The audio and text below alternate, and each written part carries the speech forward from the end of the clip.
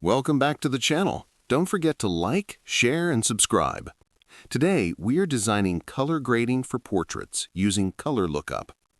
Start by opening your portrait in Photoshop and cleaning up exposure and skin tones. Portrait grading should always feel natural.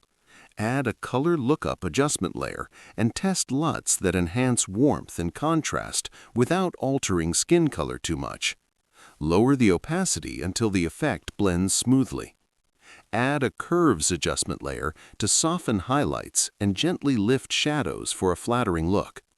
Use color balance to fine-tune midtones, focusing on natural skin warmth. Zoom in closely on the face to ensure tones remain realistic. If needed, mask the color